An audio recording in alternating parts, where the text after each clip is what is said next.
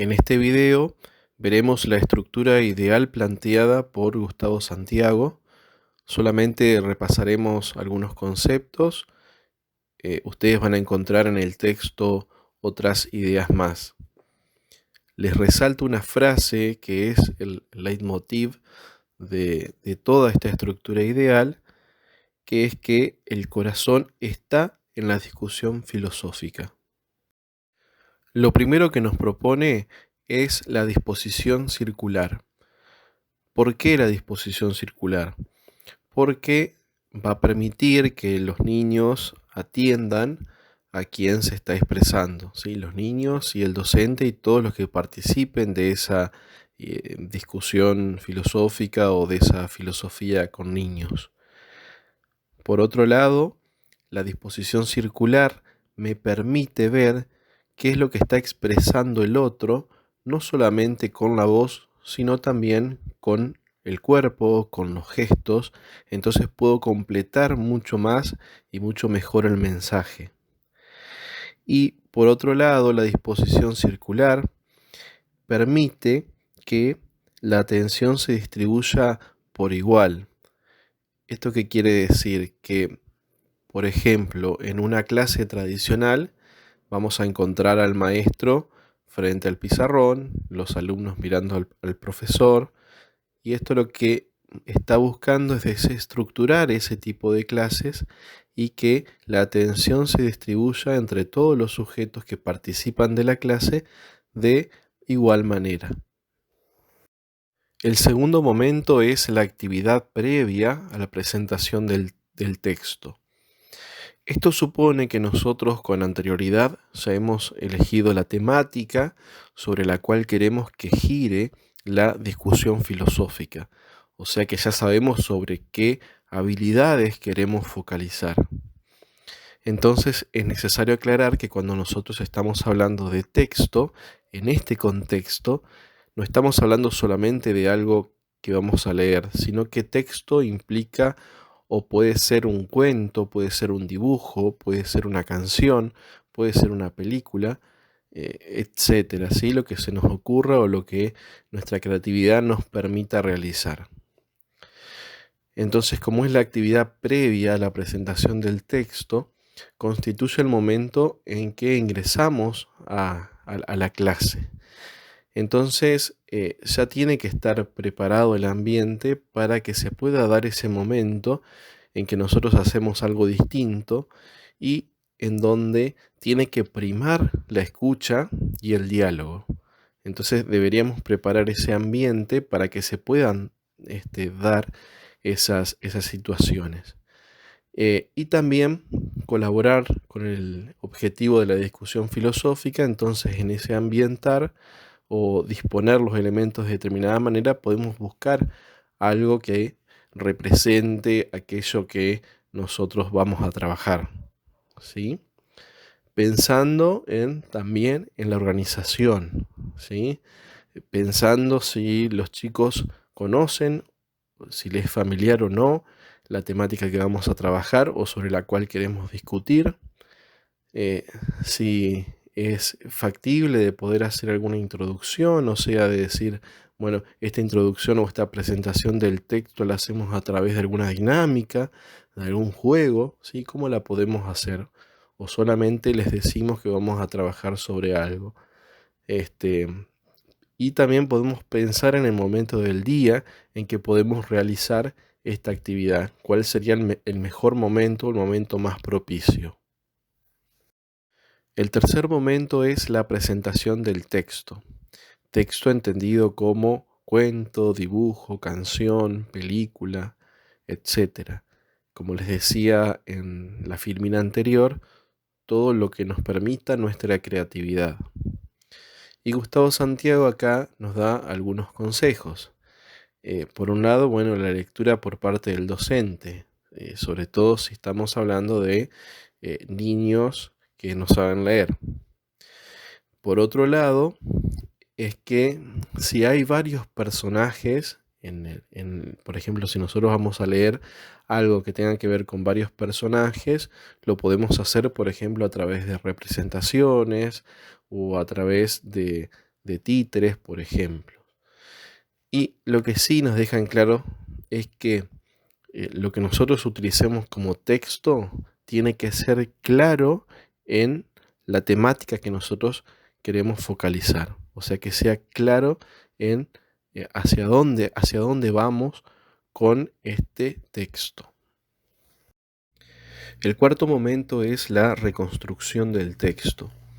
Y este momento va a estar más bien focalizado sobre la figura del docente, pero no porque el docente vaya a reconstruir el sentido del texto, sino porque el docente lo que tiene que hacer es realizar preguntas para poder reconstruir entre toda la clase ese sentido del texto o de lo que el texto trataba.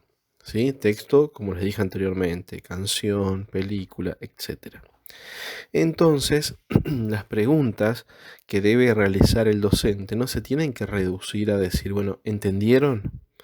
¿Por qué? Porque es una pregunta acotada que solamente eh, eh, eh, propone, digamos, como respuesta el sí o el no, y puede ser que estemos acostumbrados a responder que sí, aunque no hayamos entendido.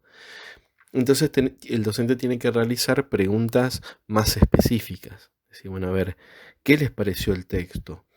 ¿Qué partes fueron más importantes? ¿Qué personajes había? ¿Qué es lo que hicieron? ¿A dónde fueron? ¿Sí? Entonces, la especificidad de la pregunta. ¿Cuál es la finalidad de la reconstrucción del texto? Por un lado, enriquecer el grado de comprensión de la lectura o de la escucha, ¿sí? Y por otro lado, también en ese momento lo que estamos haciendo es explorar las zonas de interés, ¿sí? O lo que más despertó interés en los alumnos cuando hacíamos la presentación del texto. El quinto momento es la elección del punto de discusión. Acá no es que vamos a elegir una temática sobre la cual vamos a hablar o sobre la cual vamos a exponer, sino que vamos a elegir una temática a la cual le vamos a realizar preguntas y donde vamos a ensayar respuestas. ¿Sí? Acá siempre tenemos que tener en claro que las respuestas universales no existen. Entonces tenemos que generar, digamos, que el niño se sienta libre de poder expresar. Entonces vamos a realizar preguntas sobre lo que más les interesó del texto a los chicos y le vamos a preguntar sobre el texto, pero le vamos a preguntar sobre el texto para después poder relacionarlo con la vida de los chicos, ¿sí? O con lo que pasa dentro del jardín, en sus relaciones cotidianas. ¿Tá? Entonces no es que solamente le voy a preguntar a ver qué hizo Caperucita, sino bueno, qué tiene que ver esto que hizo Caperucita con lo que está pasando en el jardín o con lo que pasa en nuestra vida. ¿Sí? O sea que lo tenemos que llevar al ámbito concreto. Lo ideal de esta metodología es que los chicos puedan llegar a formular las preguntas, pero es muy difícil poder llegar a este punto. Por ahí pueden formular alguna que otra pregunta, pero es difícil llegar a este punto, como ustedes muy bien lo vieron en los distintos videos. Por ahí el docente es el que guiaba o el que hacía las preguntas y los chicos ensayaban respuestas. Bueno, porque es difícil llegar a ese momento donde los chicos puedan formular este tipo de preguntas.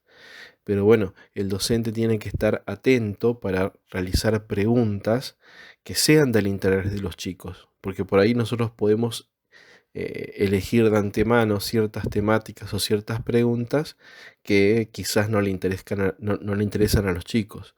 Entonces, siempre estar atento a lo que está sucediendo en el momento en que se propone esta discusión. El sexto momento es la discusión filosófica, que como ya decíamos al inicio es el momento central de esta estructura ideal. El docente es el que inicia la discusión con una pregunta central que va a estar sacada de lo que se realizó en el momento anterior. Si esa pregunta resulta difícil de responder o nos damos cuenta de que no están entendiendo lo que significa la pregunta o hacia dónde se dirige, vamos a tener que reformular las preguntas las veces que sea necesario. Lo que debemos lograr es motivar a que todos puedan participar, o al menos a que todos se sientan libres de poder participar. Por eso la importancia de poder crear un buen clima donde se produzca, donde se pueda producir el diálogo, pero tenemos que tener en cuenta que para que se produzca diálogo tiene que haber escucha. Entonces vamos a ver la metodología que vamos a utilizar para que se pueda producir ese diálogo y esa escucha. Les cuento una experiencia de años anteriores que utilizaron sus compañeras de hermano Septimio. En una de las clases tuvimos que representar esto en la clase de filosofía y las chicas pensaron en una muñeca, que esa muñeca se llamaba la señora Palabra, y quien tenía la señora Palabra en sus manos era quien podía hablar y los demás debían escuchar, ¿sí? Entonces ahí cada uno tenía su turno, se respetaba cada uno sus momentos y el docente está ahí para hacer cumplir esa reglamentación, ¿sí? Entonces una estrategia para lograr esto, el diálogo y la escucha. No es solamente expresarme, sino también escuchar lo que está diciendo el otro. Entonces en esto podemos o van a surgir muchas respuestas en torno a la pregunta central que nosotros estamos haciendo, pero el docente de a poco tiene que ir buscando el punto común entre las distintas opiniones, entre las distintas respuestas. Entonces puede ir resaltando y diciendo, mira, lo que decís vos es similar a lo que está diciendo fulanito. Y lo que dice menganito es parecido a lo que dice sultanito, ¿sí? Entonces vamos buscando el punto en común en todas las respuestas para llegar al punto final de la discusión. A ver a qué acuerdos podemos llegar en esta discusión, ¿sí? Es muy importante que surja el diálogo, la escucha, las preguntas, pero también es importante que aparezcan los acuerdos. Quizás no hay un 100% de acuerdos, pero sí hay acuerdos, ¿sí? Y es importante que esos acuerdos después se sigan trabajando, ¿sí? Entonces, algo que debemos evitar los docentes en estas situaciones es hacer afirmaciones propias, ¿sí? Siempre las afirmaciones tienen que ser a partir de lo que nos dicen los estudiantes. El séptimo momento es la actividad de cierre, que en sí misma no es imprescindible, porque decíamos que lo central estaba en la discusión filosófica, pero sin embargo la actividad de cierre puede resultar muy productiva. Lo que tenemos que tener en claro es que lo que se cierra es la clase, ¿sí? La temática, la discusión, la investigación, las preguntas o los acuerdos no se cierran, ¿sí? Sino que siguen abiertos, siguen posibles de ser investigados y cuando son acuerdos siguen siendo posibles de ser practicados, ¿sí? Entonces, la actividad de cierre nos puede resultar útil para poder terminar una dinámica de este tipo, cerrándola en un clima de alegría, ¿sí? También nos puede ayudar para afianzar algún contenido, ¿sí? Por ejemplo, podemos inventar un juego donde pongamos en práctica esos acuerdos o esas respuestas que nosotros dimos en la discusión filosófica. No sé si, por ejemplo, llegamos a una conclusión donde tenemos que ser solidarios.